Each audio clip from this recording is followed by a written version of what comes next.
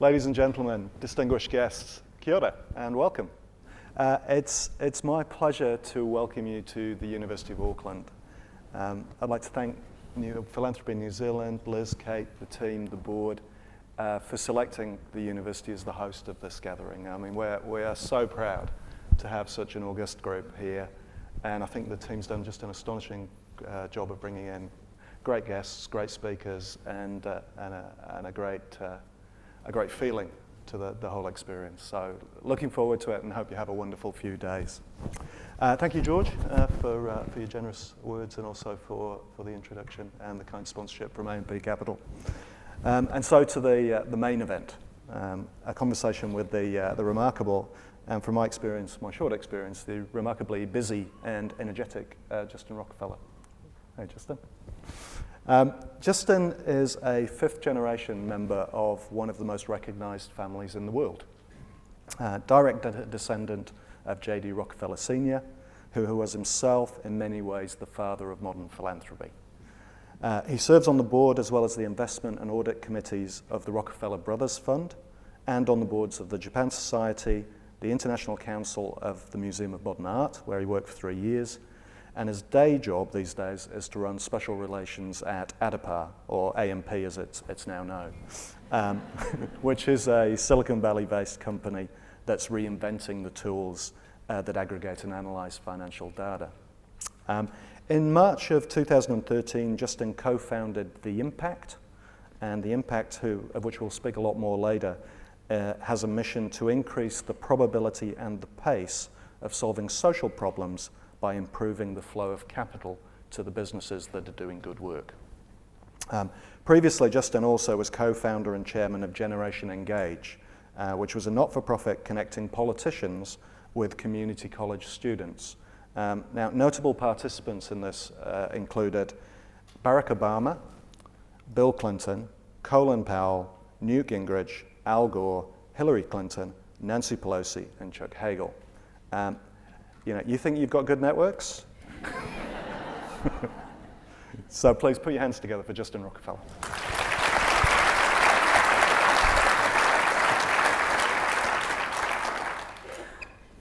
So welcome to New Zealand, Justin. Really appreciate it. It's a total pleasure to be here among like-minded people, and I've had a few good discussions and maybe slight arguments and a lot more agreement. So this is my crew. I love this crowd. Fantastic. Yeah. Right. I've got an admission, which is, and I'm sure I'm not alone. I've got this kind of slightly almost stalkerish fascination about the Rockefeller name and the dynasty that sits behind. I'll move the chair a little Yeah, I think that's it is slightly worrying. Yeah. I think we've got a picture actually of your great grandfather just here. So J.D. Rockefeller Sr. was clearly a genius as a capitalist, the world's first billionaire, in fact, by 1916. And went on to be a true groundbreaker in the field of philanthropy. But you've got to make it before you give it away. So how did he make it, particularly through a period of enormous turbulence in terms of economics? Yeah, so JDR Sr. Started Standard Oil, and a lot of major petroleum companies that you now know around the world sort of came from Standard Oil and were once part of it. And it was sort of the first multinational corporation. And people say that his two great legacies in the world are advancing the field of philanthropy and sort of the creation of the first multinational corporation. But his mother was very important to him. That's not new. That's rare, right? I mean, that's if you're a son, your mother's important to you. So, but she really encouraged him to tithe from an early day. So, always actually. So he had to give 10% or more of his either allowance or his earnings to the church, and he never stopped doing that actually. So, the numbers just got larger and larger, but the percentages were always at least 10%, including 1855, which was his first paycheck. And he kept a very detailed ledger, and we still have a copy of this at the Rockefeller Archives. And that year he earned $55 or $45, and he gave $5. So from the beginning, he was an active giver. And then I'd say later he became a real philanthropist, trying to aim at the root of a problem rather than just the... So I was going to ask you about that. I mean, at the time, philanthropy didn't really exist. I suppose it was charity. You know, it was alms to the poor. It was, you know, helping people out in need. He brought this commercial acumen to thinking scientifically about philanthropy. How did he go about that? So his key was surround himself with professionals who took this very seriously and who were a lot more knowledgeable about the problems than he. So just as an example, there's a gentleman named Frederick T. Gates, no relation to Bill Gates, who largely led his efforts around philanthropy and organized them. And he received tens of thousands of letters and requests, literally, and I'm not misusing the word literally here, literally on truckloads that would arrive at his house for requests for money. And it got to the point where clearly he couldn't handle this. One of those requests incidentally came from a then largely unknown scientist named Albert Einstein, who asked for $500 for a project. And JDR Sr. consulted with Gates, and they decided this guy might be onto something. Let's actually give him 1,000. That one worked out. But the key is as is the case today with family members, and then my grandfather and his brothers, and then my great-grandfather as well, hire professionals who are better at this than you are, and then help them and work with them. Fantastic. For those of us, and I suspect it's probably most of us, who don't really understand how all the bits of Rockefeller philanthropy fit together, and I think we've actually got a slide of the family tree, which might help a little bit here. Could you just take us through the background on the different philanthropic entities and what they do in the Sure. Rockefeller stable? Sure. So I guess just practically here for you, my grandfather is second to the left from the bottom, JDR the third. My father is JDR the fourth. My oldest brother is the fifth, John. So I guess JDR Sr. in 1913, I want to say, set up Rockefeller Foundation. And that's by far the largest foundation affiliated with the family. Typically, nowadays, no family members are involved with that foundation. There's an exception right now. The board chair is David Rockefeller Jr., but that's not typically the case. Typically, 0 family members are involved. Then Rockefeller Brothers Fund was founded by the 5 brothers at the bottom. The sister later became involved with Rockefeller Brothers Fund, but in the early days, she wasn't involved at all, so the title was accurate then, in the beginning. And that was 1940, and it was basically a way for the brothers to pool their resources and learn more about each other's giving, get more involved, and see if they could combine efforts and have more of an effect. There was no endowment at first, and then JDR Jr., their father, watched what they did for several years, I think about 13 years, and then approved and said, I'll endow the institution, but you guys have to give more money as well. And then, that was 1953, the endowment, and then obviously continues today. There's also Rockefeller Family Fund, which is the smallest of the 3, and that is all family board members. So Rockefeller Foundation, typically 0. Rockefeller Brothers Fund, half of the board members are family. And then Rockefeller Family Fund is all family board members. And the family fund is the newest members of the family, 5th, 6th generation? Exactly, okay. Exactly. Started with the 4th, then now the 5th and the 6th. And in terms of size, I presume these go from gazillions to millions to like small change, do they? So slightly more accurate, it would be about $5 billion roughly for Rockefeller Foundation. I need to check that one, but that's about right. Rockefeller Brothers Fund, I know exactly because I'm on the investment committee. That's about 865. And then Rockefeller Family Fund is somewhere around 90. These are all U.S. millions. Fantastic. Yeah. Looking just briefly at your life before we go kind of into the philanthropy in more detail. I mean, a bit of an okay question in terms of the magazine okay rather than an all right question. But with our vivid imaginations, I'm sure we all have some pretty extravagant ideas about what childhood might be like as a Rockefeller. What was it like growing up as a Rockefeller? I really want to give a sarcastic answer here, but I'll keep it serious. So I can speak to my experience only. I grew up in West Virginia and Washington, D.C., and my father had become involved in politics in West Virginia and was governor there, and so I lived there until I was about 6, then moved to Washington, D.C. when he switched from governor to U.S. senator.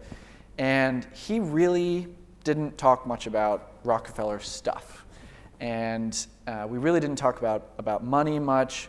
We didn't even really talk about philanthropy much, or family members, or family history, or institutions. Is that because he was a Democrat and no one wanted to, he was the black sheep of the family? Right, you know the term Rockefeller Republican, they're very moderate Republicans. So Okay. it's, no.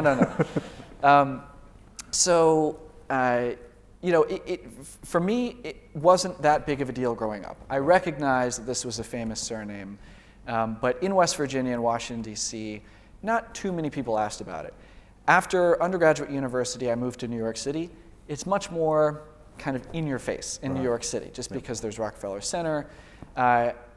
My freshman year of college, I didn't really know what Rock Center was or where it was. I knew that it was in Manhattan, but I really had a lot to learn. So I wanted to move to New York City to start to meet more family members, learn more about family institutions and family history.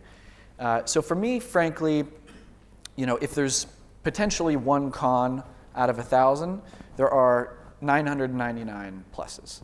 I have no complaints. It helps open doors in life, but it's obviously up to you as an individual what happens once you walk through that door. That said, I did read somewhere that when you were younger, you avoided using your last name at all costs, and to the extent of even signing your driving license Justin Rock. I did sign my driver's license Justin Rock.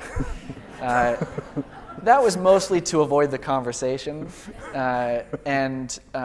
most people are very nice if they ask and they say, "Are you related?" And I say, "Well, yes," and then they have nice things to say, largely because of the family's role in philanthropy. Yes. It's not the family's role in capitalism that they have nice things to say, but philanthropy. Occasionally, if I'm very tired or something and I want to avoid the conversation a little bit, then I'll just answer, "Well, no, but that would be nice, right? Wouldn't life be easy if..."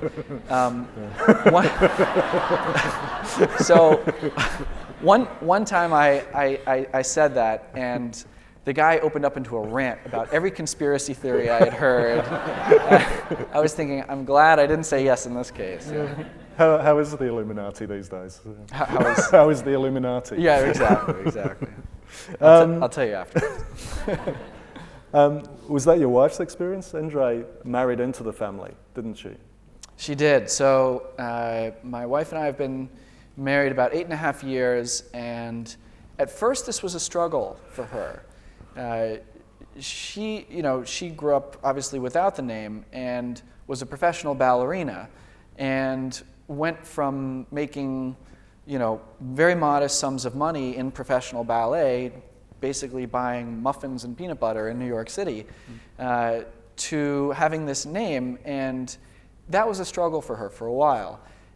She's okay with it now, but at one point we thought maybe it's easier if you change the last name. But when she left the ballet world, it became a little easier because her ballet directors and the people who ran the ballets started asking her for money, but she was working very hard as a very underpaid professional ballerina.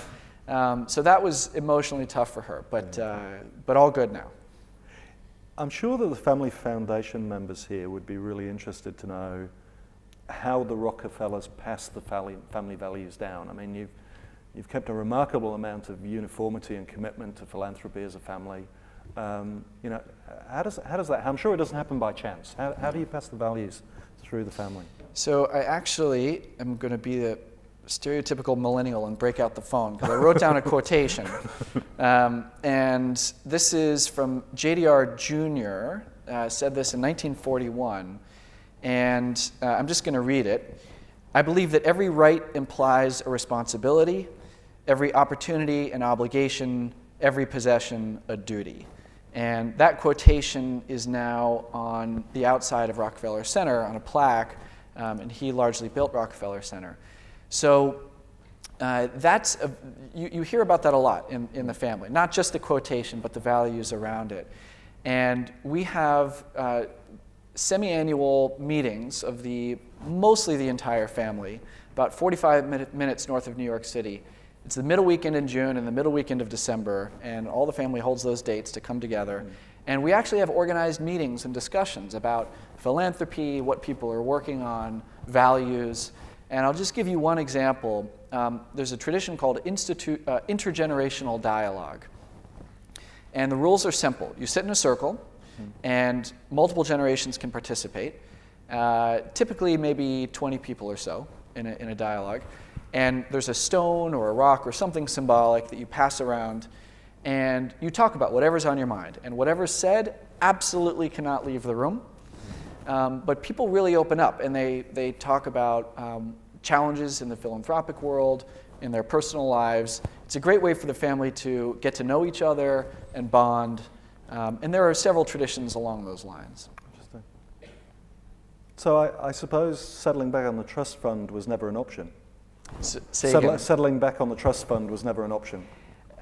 No. So both of my parents worked very, very hard. My father just retired from the U.S. Senate after 50 years in public service, 30 in the Senate.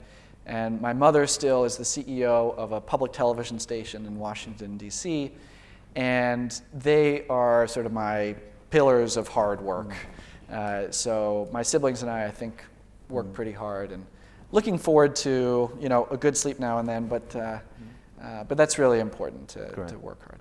So even with a family with values as ingrained and consistent as that, you're very different ages and very different experiences in growing up. I would have thought the fifth and sixth generations in particular will have a very different idea about what philanthropy, what social activism, what change means than the way philanthropy was done even when your great-great-great-grandfather was the pioneer. How does that play out when you've got very different theories of change, I suppose, and tools at your disposal? It's an important thing to talk about. So it used to be the case, the JDR Sr., my great-great-grandfather, JDR Jr., great-grandfather, and my grandfather and his siblings could all essentially come up with an idea and endow an institution, hire great people, and several of those live on today. With the fourth generation, that's less true. The fifth and the sixth generation now, certainly not the case. So we have to work together, and we have to think about collaboration in a new way. There are family foundations that are already set up, as we've talked about. So one opportunity to participate and be involved is in getting involved in one of those foundations. There are also smaller foundations that family members can get involved with, but largely it's about working together, and several cousins do work together on this. There's also a great resource, which you'll be hearing more about later today, called Rockefeller Philanthropy Advisors, sort of best of the best professionals, and so that's a great resource for both family and those outside of the family. But the conversation has changed, and it's gearing now more back towards business as a means to social change, not just philanthropy, but philanthropy plus for-profit, and we can talk more about that as the day goes on. Great. You've explained the Rockefeller Brothers Fund size, I suppose, in US foundation terms, and I suppose we tend to think about the really big ones, at obviously a trifling 865 million US as I suppose actually relatively small, but it's very, very highly respected, and I know a lot of other foundations seek out RBF for advice. Could you tell us a little bit about the main areas you're working on? Sure.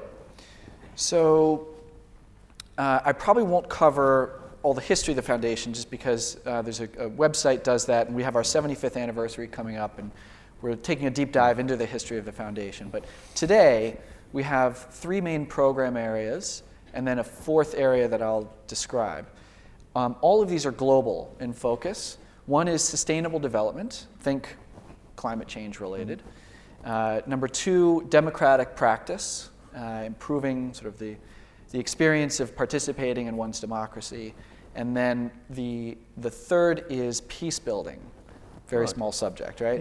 Yeah. Now, pivotal places kind of ties this all together. So the funding is global, but there are places in the world where those 3 areas come together in sort of an acupuncture type way. And so in the past, it was South Africa post-apartheid, Western Balkans post-conflict. That's still going on today. Southern China, we focus on sustainable development only. Yeah. And then I can see why. New York City as well. And then we are just now dipping our toes into Egypt. And it's not official yet, but we've been for a few years now funding efforts in Egypt, and that may become a pivotal place going forward. Again, where those other 3 program areas can come together in very important ways. So climate change, peace building, democratic process. Mm-hmm. What do you do in the afternoons? No, we've solved all those. Yeah. Yeah. I mean, those are obviously as big, hairy, and audacious goals as you possibly could have. I suppose that you're not going to do that just with a very simple toolbox, and you're not going to do that alone. So, what kind of tools do you bring to bear on those issues, and how do you work with others? So we recognize that RBF's endowment, while relatively large, is still much smaller than many other philanthropic players, especially in the United States. And so what we try to do is, again, find those sort of acupuncture points, is the term our president of RBF uses. And it's the opportunities where we have unique value to add. Because funders, I think, should think about not only what's the most worthy cause, but where do we as an institution or I as an individual have unique opportunity to add value beyond just writing a check. And so we try to find those and then encourage our larger friends in the space to fund on top of that once we've proven that the model is working. And then I fear I've missed the second part of your question. Actually, you're covering it about collaboration. It's focus and collaboration, really. That's right. Great, terrific. So the structure of the RBF is half family members and half experts, which I suppose is again building on JDR's senior's view that you get good people there. Is there a lot of competition to get on that board from the family? So I wouldn't use the word competition, but we do really, there's a nominating committee for RBF. I'm not on the nominating committee, but they really think about which family members are aligned in terms of values, have a serious approach, a good work ethic. We sort of discuss pretty frankly if we think someone will be, very value add on the board. So I wouldn't say it's a competition among family members, but we do tend to have very serious discussions, and it's also a lot of fun, frankly. But great. Obviously, earlier this year, the decision of Rockefeller Brothers Fund to divest from its fossil fuel investments was global news. And the irony, I think, was probably one of the things that attracted the most attention, the fact that a foundation that was effectively built on the back of Standard Oil was going to get out of fossil fuel and tar sands in the first instance, created enormous waves around the world. I mean, I suppose I'm interested in how that decision actually even happened. So this goes back many years, probably till about 2004 or so, when the board, I joined the board in 2009, just for context. In 2004, we started to think about, what can we do to try to use more of the tools in our tool belt. Proxy voting was a big discussion at the time, and there was a paper about it that's still on the RBF website. And then we in 2007 chose an outsourced chief investment officer that uses commingled funds with their other clients. And so structurally, we couldn't actually avoid certain sectors or exit certain positions. But we decided as a board that this was very important. And in 2013, we decided that it was important enough to us to align our values and our money and use more of the tools in our tool belt to embark on a search for a new outsourced chief investment officer that would treat us as a separate account so that we could specifically avoid coal and tar sands, and then also start to divest of fossil fuels, a process we knew would take years. So we landed on one, and it's been great so far. We're about a little more than a year into it. But we decided, let's embrace the irony of the money having come from fossil fuels. But now, if such an important component of our work is around climate change and fighting climate change, how do we reconcile our ownership in fossil fuel-related companies and coal companies with the program work? Wouldn't it be more effective to, first of all, do no harm in that way, and then second, to take the money that we divest and proactively invest it in mostly private equity and real assets related solutions to climate change and also the mission as a whole? You kind of make that process sound, very logical, but also quite easy. My experience of investment committees is that they don't tend to think quite naturally in a mission-aligned way. They think quite naturally in a best return kind of way. And we end up with organizations, I think most of our organizations, which have really two halves, the philanthropic, entrepreneurial, exciting granting part and the rock-solid, safe, traditional investing part. So I suspect that you had a lot of work to do to get the investing committee to do that. I mean, I can't believe everyone was on board from the off. Make them an offer they can't refuse right now. So I guess a little more color on the way this played out. So in 2007, I think was the last time we had this discussion, but every 10 years or so, we as a board discuss whether we want to continue in perpetuity or use a spend-down approach. So the last time was 2007, and they decided, this was before I joined the board, they decided on the perpetuity model. So in March of 2014, we actually changed our investment policy statement as a board. And frankly, there wasn't much resistance to this idea on the board. Is this going to affect funding of programming? Well, no, if we refuse to compromise returns or increase risk or volatility. So it's going to be pretty tough. Big ifs. Yeah. It's tough work, but we believe that we can find managers that check those boxes.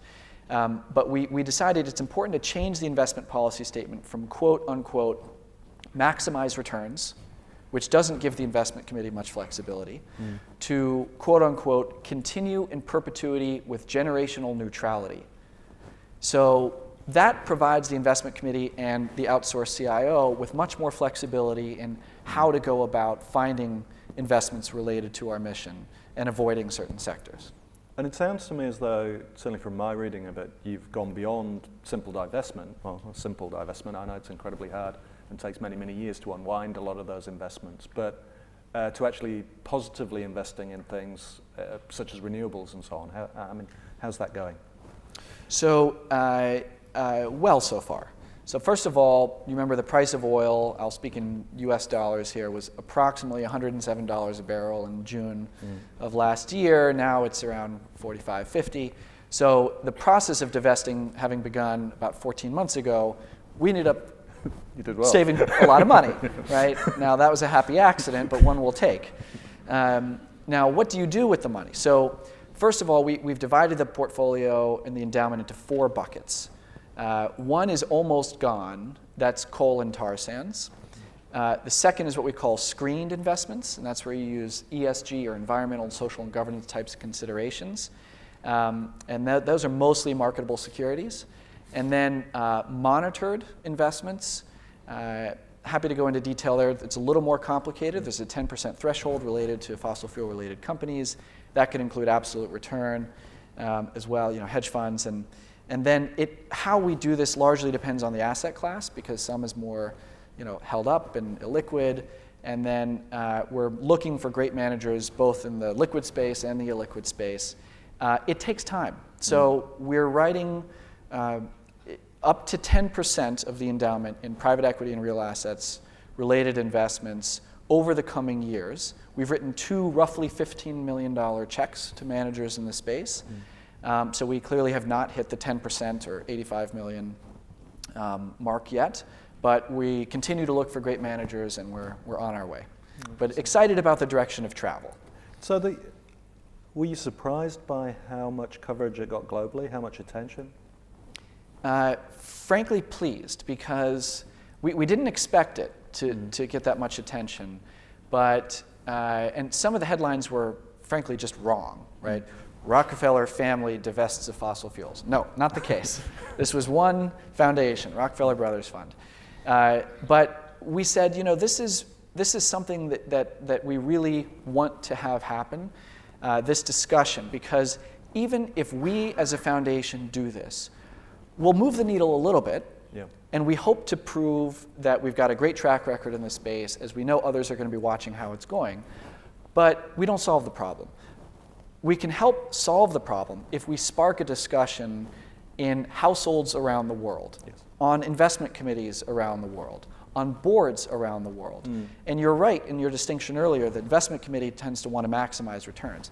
But they respond to the board. They answer to the board. So the board can have this discussion and say, you know what, we want to align our values with our money. And so investment committee, you go figure it out, but you now have a mandate to do this. So we wanted to spark that discussion. And that may be one of the more successful things we do as part of this effort. And it seems like, when you talk about using all the tools in the toolbox, using those headlines, deliberately sort of, I suppose as you say, embracing the irony so that you get more coverage, so you could start those conversations, is quite a big part of how Rockefeller Brothers operates. I think we're kind of a little bit more coy about that, probably because if we advocate too much, we feel like we're going to get delisted by the Charities Commission. But I think advocacy seems to be a really big part of your tool belt, really. It is, and of course we cannot directly lobby the government as a 501c3, an NGO, but we do fund a lot of groups that are sort of pushing the envelope, and we're happy to talk about their work. We tend not to talk much about our work, but on our website you'll find we mostly highlight the work of the grantees. And we saw, again, going back to that tool belt analogy, media attention as a way to further the discussion and advocate for not just the result, but the thinking and the process around this. Great stuff. Probably a good time to bring us to the impact, actually, because that fits very nicely in here. Obviously, you started the impact in 2013. Actually, we've got a slide here which shows a little bit about it, which is a not-for-profit aimed at kind of measuring this stuff. Do you take us through it? Happy to. So essentially, well, raise your hand if you've heard of the Giving Pledge. Right? Good percentage of the room. So Bill Gates and Warren Buffett started the Giving Pledge, and I found that very inspirational. And it's related to philanthropy. I thought there might be value, and a friend who works in the space, and I co-founded this, and we thought there might be value in having some version of that, something similar to that model, but largely focused on values-aligned investing and impact investing, in addition to the one focused on philanthropy. But what we decided from the beginning is we really want to track the data around this. And there was a piece, I guess, in today's Herald about steak and modern meadow, and so this phrase, where's the beef, becomes apt, right? So what's working and what's not working in this field, relatively nascent field of impact investing. And so we decided, let's create a pact, and it's a play on words from the Giving Pledge. So you make the pact as opposed to take the pledge. And it has several components. One, make impact investments, no minimum net worth to participate, and no minimum percentage of your portfolio to participate. Okay. Two, track the financial returns of those investments. If you're making investments, you're tracking the financial returns. Yep. Also, measure and measure the social or environmental impact of those investments. Track that data. That data come from the underlying manager, if it's a fund, or entrepreneur, if it's a direct deal. And then the last is share those data with others who make the pact. And we do that both as a network of families, global membership, but also through technology. And earlier was mentioned Adipar. That's the financial technology and wealth management platform and data company where I work on a day-to-day basis. Adipar gave a pro bono license of its software, which would otherwise probably cost hundreds of thousands of dollars for this particular use per year. So giving it for free to the impact to host and to aggregate and analyze all of this data so that members can log in and see everything about their own impact portfolio in their local currency, performance, analytics, metrics, but also the impact portfolios of other members. So you get to see what is RBF doing, because Rockefeller Brothers Fund has made the pact, and their data is now live in this system, down to the transaction, updated daily. So rather than say, approach RBF and ask, how's it going? Is this working? Is it not working?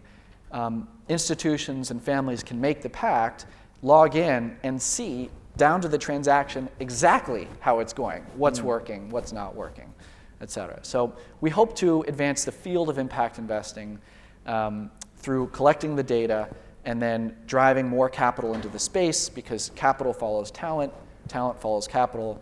In the end, you'll have better managers launching funds in the space, better entrepreneurs launching companies. When I was listening to you speak the other night, you gave an idea of the scale of philanthropy compared to the scale of investing.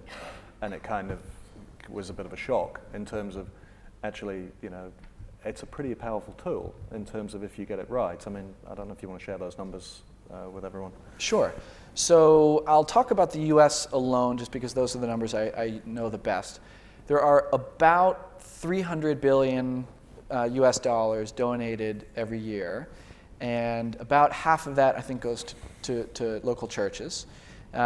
So let's just take 300 billion as a numerator and put it over the denominator of globally managed assets, which is somewhere around 150 or 250 trillion. But let's just say 150. So that's now 2 over 1,000 or 1 over 500. So in terms of the seemingly intractable problems of climate change and poverty, philanthropy alone is that key tool to find those acupuncture points. I'm a huge believer in it. I'm always going to continue with this. You need to prove unproven models, but you also need the scale of the capital markets and of government dollars to really expand and build on proven solutions and support entrepreneurs who are finding these solutions. So this is a natural line of thinking for the millennial generations that are born between 1980 and 2000, because they already, I should say we already, align our values in terms of the consumer choices that we make, the products that we buy, the types of companies that we want to work for. When we actually inherit money and make money ourselves, that line of thinking of aligning your values and your money, recognizing that what you do with your money has moral consequences, yes. Is going to continue into their investments.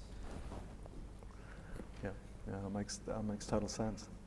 I can't really kind of finish without mentioning the streak of terror that you've put through the entire New Zealand farming population with 3D printed beef.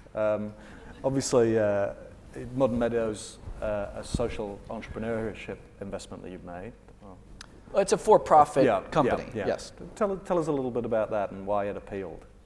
Sure. Okay. So basically, Modern Meadow is a for-profit company. How much time do I have? You've got about 2 minutes. Okay. So it's a proven team, and they had founded a public company called Organovo, somewhat related in the space previously, where you can print human organs for testing pharmaceutical drugs using 3D printers. The founder of Modern Meadow decided some version of this technology could be applied to leather and eventually meat. So instead of killing an entire cow or using an entire animal for its component parts, if we can grow some of these cells in a laboratory, so take cells from the skin of a cow, for example, and multiply it in a laboratory, in plasma, use sheets to layer these cells using 3D printers, and then you can actually tan them and hide them, finish them and tan them. You can make leather, and they can already do it. So leather can be any texture you want. It can be coarse, it could be fine. I've held all these samples. So the science is real. Why go through all those resources if this is another option, right? So it's not a threat, but it's another option. Competition is good, Yep. and the science is real. And if climate change is a real problem, and I think that it is, you need, again, to use more tools in society's tool belt Yep. of approaches. So I did mention I ate a steak chip printed by this company. It was delicious. So this stuff is real. It's coming. No one's going to be forced to eat this stuff, right? It's still an option. I'm a big fan of farm-to-table eating, Yeah. but it's important that society has proactive, good, for-profit, frankly, solutions that can scale. Absolutely. If we're going to really tackle big, intractable problems. Fantastic. I'm going to just take a break there. I could ask questions of Justin pretty much for the rest of the day, but that might not be too helpful. And take some of yours. Now, we're going to, I think, have a look at the stuff on Show Gizmo at this stage and see what the audience is asking you. Quite a lot by the look of it, so let me sort of just move around here and have a look. Right.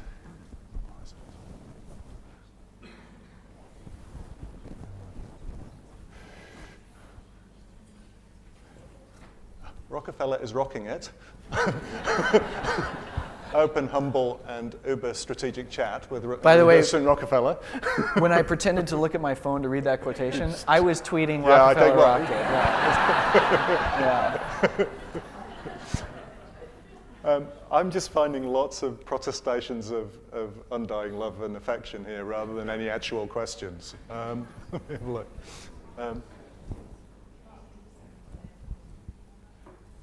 I think I might go back to the tried and trusted method of actually asking the audience. Sorry. Have we got a... Oh, sorry? Which one? Down the bottom. Question. Alan. Thank you, Alan. I have Alan English. I've read 70% that 70% of intergenerational wealth transfers fail.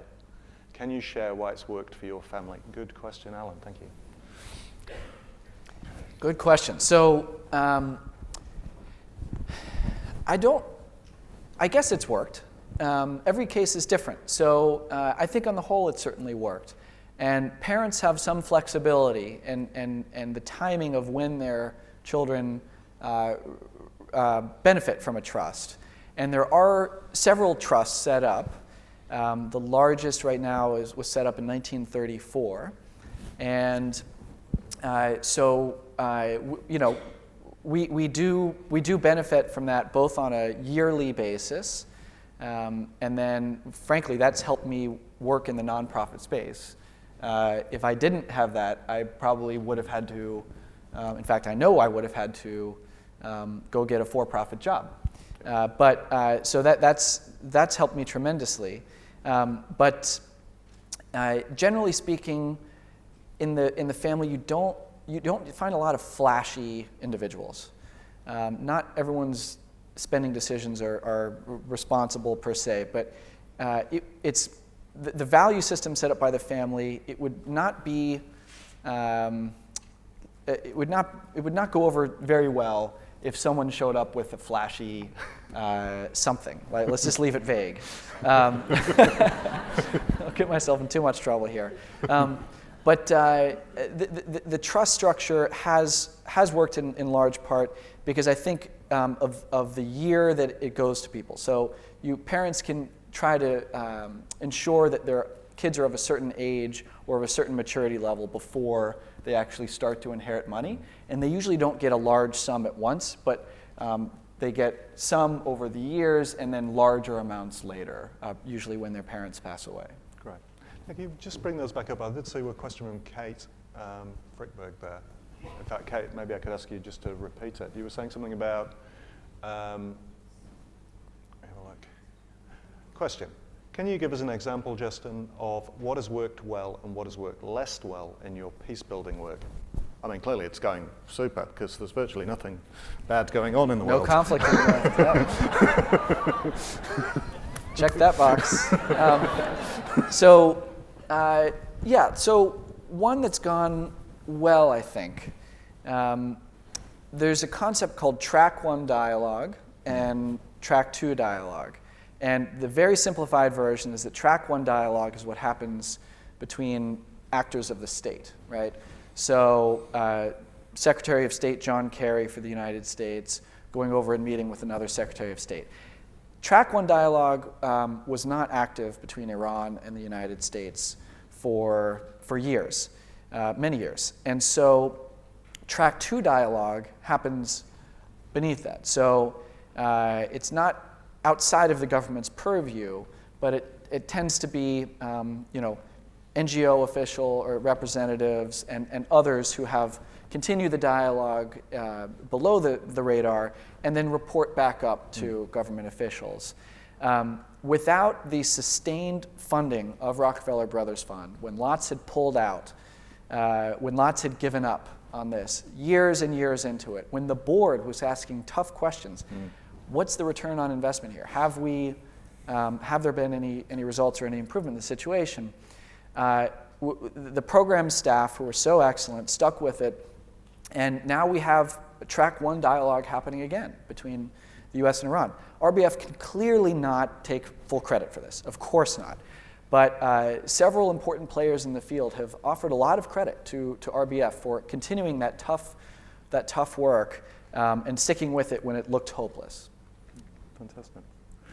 And we also, by the way, now are doing a lot of funding, peace-building funding, right?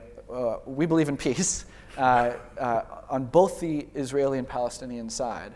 And that'd be some of the easier. peace-building efforts. So again, a lot of progress to be made there, but we don't apologize for funding efforts and dialogue addressed at peace. So what have you learnt about what doesn't work so well?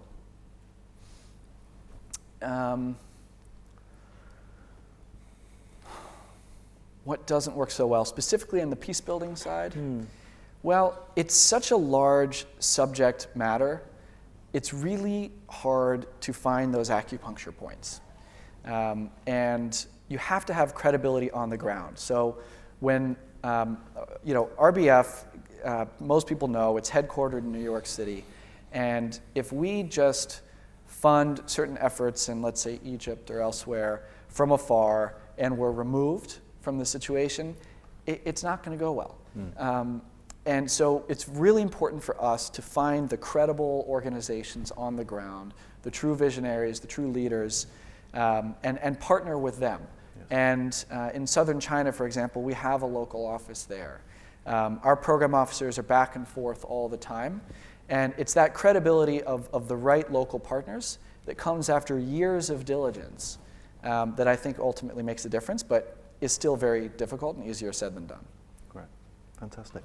Justin, that's, I'm going to grab back the questions and just in closing, I suppose say an enormous thanks to you and to the legacy that your family's provided. I mean, in your own way, I think your family's part of the reason we're all here, and part of the reason we're approaching it as we are. And I'm sure that your great-great-great-grandfather will be very, very proud of the new tools and the new approach that you're bringing to it.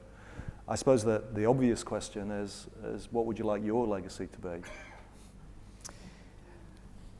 Thank you for all the light questions. I appreciate it.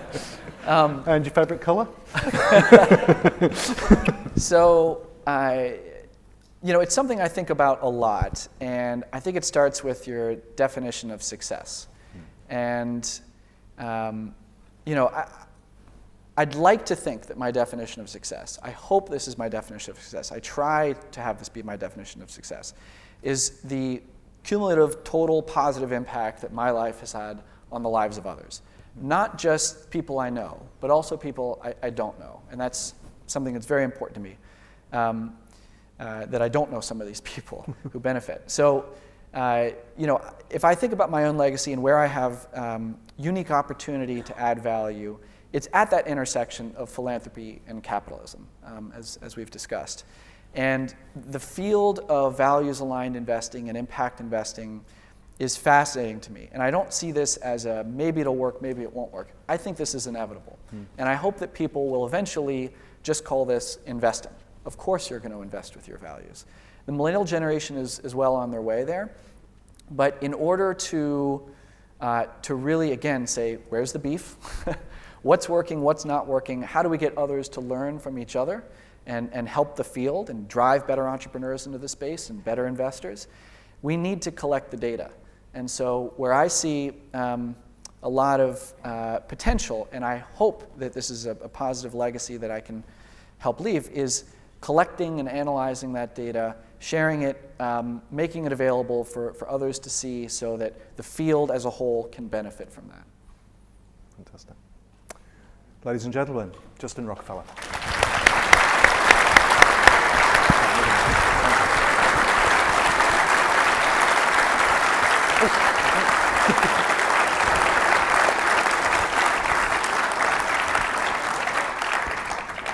Now, in the spirit of generosity that is pervading the whole conference, we obviously always give a present and a gift to all our speakers.